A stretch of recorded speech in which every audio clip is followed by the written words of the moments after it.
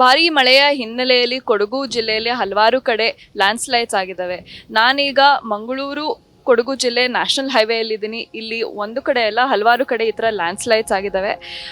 ಕೆಲವು ಕಡೆ ಮನೆಗಳ ಕುಸಿತ ಕೂಡ ಆಗಿದೆ. ಈ ಕುಸಿತ ಆಗುವ ಹಿನ್ನೆಲೆಯಲ್ಲಿ ಕೆಲವು ಜನರನ್ನು ರಿಹ್ಯಾಬಿಲಿಟೇಷನ್ ಸೆಂಟರ್ಸ್ ಕೂಡ ಸರ್ಕಾರ ಅವ್ರನ್ನೆಲ್ಲ ಅಲ್ಲಿ ಕರ್ಕೊಂಡೋಗಿದೆ, ಅವ್ರಿಗೇನು ತೊಂದರೆ ಆಗದೆ ಇರಲಿ ಅಂತ. ನನ್ನ ಜೊತೆ ಈಗ ಒಬ್ಬರು ಸ್ಥಳೀಯರಿದ್ದಾರೆ. ಏನ್ ತೊಂದರೆ ಆಗ್ತಿದೆ? ಯಾವಾಗಿಂದ ನಿಮ್ಗೆ ಈ ತರ ಲ್ಯಾಂಡ್ ಸ್ಲೈಡ್ ಎಲ್ಲ ಆಗ್ತಿರೋದು? ಹೌದು, ಯಾಕಂದ್ರೆ ಇದೊಂದು ಕರ್ತೋದಿ ಗ್ರಾಮ. ಇದೊಂದು 50 ಮನೆ ಇದ್ದಾವೆ. ಇಲ್ಲಿ ಮೇಲೆ ಒಂದು ಮನೆ ಇತ್ತು, ಇಲ್ಲಿ ಭೂಸ್ಫೋಟ ಆಗಿದ್ದು. ಇದು ಕರ್ತೋದಿ ಗ್ರಾಮದಲ್ಲಿ ಭೂಸ್ಫೋಟ ಆಗಿಬಿಟ್ಟು ಈ ತರ. ಇದು ನ್ಯಾಷನಲ್ ಹೈವೇ, ಇಲ್ಲಿ ನೋಡಿ ಬಸ್ಸುಗಳೆಲ್ಲ ಹೋಗ್ತಿದೆ. ಇಲ್ಲಿ ಮೇಲಿಂದ ಗುಡ್ಡ ಕುಸಿತದಿಂದ ಈಗ ಮೈನ್ ರೋಡಿಗೆ ಬರ್ತದೆ. ಇದು ತೆಗೆದಷ್ಟು ವಾಪಸ್ ಬರ್ತಾನೆ ಇದೆ, ಮಣ್ಣು ಭೂಸ್ಫೋಟ ಆಗಿ ವಾಪಸ್ ಬರ್ತಾ ಇದೆ. ಇದು 2018 ಎಲ್ಲ ಇದಾಗಿತ್ತು, ಈಗ ವಾಪಸ್ ಈಗ 22 ಇವಾಗ ಸಹ ಬರ್ತಾನೆ ಇದೆ. ಇದರಿಂದ ಈ ನ್ಯಾಷನಲ್ ಹೈವೇಯಲ್ಲಿ ಎಷ್ಟು ಈ ತರ ಆಗಿದೆ ಲ್ಯಾಂಡ್ ಸ್ಲೈಡ್ಸ್ ಎಲ್ಲ? ಇದು ತುಂಬಾ, ಇದು ಮದೆನಾಡು ಗ್ರಾಮ ಇದೆ. ಮದೆನಾಡು, ಕರ್ತೋಜಿ, ಸೆಕೆಂಡ್ ಮಣ್ಣಗಿರಿ ದಾರಿ ಉದ್ದಕ್ಕೂ ಗ್ರಾಮಗಳು ಸ್ವಲ್ಪ ಬೇರೆ ಬೇರೆ. ಅದೇ ಎಲ್ಲ ಗ್ರಾಮಕ್ಕೆ ತೊಂದರೆ ಆಗಿದೆ. ತುಂಬಾ ಈಗ ಮನೆಗಳಿದ್ದಾವೆ. ಇವರೆಲ್ಲ ಇಲ್ಲಿ ಬಿಟ್ಟು ಕಾಳಜಿ ಕೇಂದ್ರ ಹೋಗಿದೆ.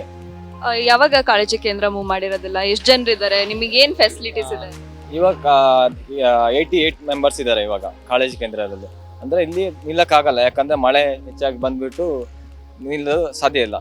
ಹಾಗಾಗಿ ಎಲ್ಲ ಕಾಳಜಿ ಕೇಂದ್ರ ಹೋಗಿದ್ದಾರೆ. ಒಂದೊಂದು ಗ್ರಾಮದಲ್ಲಿ ದನ ಕರುಗಳಿದ್ದಾವೆ, ಭಾರಿ ತೊಂದರೆ ಆಗ್ತಿದೆ. ಈಗ ಹಗಲೊತ್ತು ಇಲ್ಲಿ ಬಂದ್ಬಿಟ್ಟು ದನ ಹುಲ್ಲೆಲ್ಲ ಹಾಕಿಬಿಟ್ಟು ವಾಪಸ್ ರಿಟರ್ನ್ ಹೋಗ್ತಾರೆ. ಹಾಗೆ ಮತ್ತೆ ಈಗ ನೀವು ಸರ್ಕಾರದಿಂದ ಏನ್ ಬೇಕು ಅಂತ, ಏನ್ ಫೆಸಿಲಿಟೀಸ್ ಬೇಕು ಏನಂತ ಕೇಳಕ್ ಇಷ್ಟಪಡ್ತೀನಿ. ಹೌದು, ಯಾಕಂದ್ರೆ ಈಗ ಮಳೆಗಾಲ ನಿಲ್ಲಕ್ ಸಾಧ್ಯ ಇಲ್ಲ. ಯಾಕಂದ್ರೆ ಈ ಭೂಕುಸಿತದಿಂದಾಗಿ ತುಂಬಾ ಭಯಭೀತರಾಗಿದೆ ನಾವೆಲ್ಲ. ಯಾಕಂದ್ರೆ ಬಿರುಕು ಬಿಟ್ಟು ಎಲ್ಲ ಹೋಗೋದು ಭಾರಿ ಕಷ್ಟ ಇದೆ. ಹಾಗಾಗಿ ಏನ್ ಫೆಸಿಲಿಟೀಸ್ ಬೇಕು ಅಂತಿದೆ? ರಿಹ್ಯಾಬಿಲಿಟೇಷನ್ ಸೆಂಟರ್ ಸಾಕಾ? ಈ ತರ ಲ್ಯಾಂಡ್ ಸ್ಲೈಡ್ಸ್ ಎಲ್ಲ ಕಡಿಮೆ ಆಗ್ಬೇಕು ಅಂತ ಅದು ಹಾಗೆ ನಾವು ಏನಂತಂದ್ರೆ, ನಮಗೊಂದು ಸರ್ಕಾರದಿಂದ ಒಂದು ಮನೆಯನ್ನು ಕೊಟ್ಟು, ಈಗ ಮಳೆಗಾಲ ನಾವು ಸರ್ಕಾರದಿಂದ ಮನೆ ಕೊಟ್ಟ ಮನೆಯಲ್ಲಿ ಇರ್ತೀವಿ. ನಾವು ನಮ್ಮ ತೋಟ ಎಲ್ಲ ಇಲ್ಲಿದೆ, ನಾವು ಬಂದ್ಕೊಂಡು ಹೋಗ್ತಾ ಇರ್ತೀವಿ.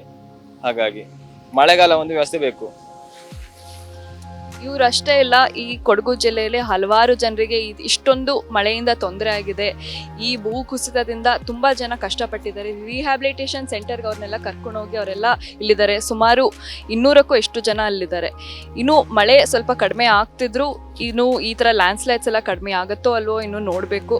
ಸರ್ಕಾರ ಇನ್ನೂ ಅವರಿಗೆ ಫೆಸಿಲಿಟೀಸ್ ಮಾಡಿಕೊಡ್ಬೇಕು ಅಂತ ಸ್ಥಳೀಯರೆಲ್ಲ ಅವರಿಗೆ request ಮಾಡ್ಕೊತಿದ್ದಾರೆ. Camera person Shivamurthy Gurumath ಜೊತೆ ಪ್ರಿಯಾಂಕ ರುದ್ರಪ್ಪ, ಕರ್ನಾಟಕ ತಕ್. ಬೆಂಗಳೂರಿನಿಂದ ಮಂಗಳೂರುವರೆಗೆ, ಬೀದರ್ನಿಂದ ಚಾಮರಾಜನಗರದವರೆಗೆ ನಿಮ್ಮ ಸುದ್ದಿ ನಿಮ್ಮದೇ ಭಾಷೆಯಲ್ಲಿ. ಕರ್ನಾಟಕ ತಕ್.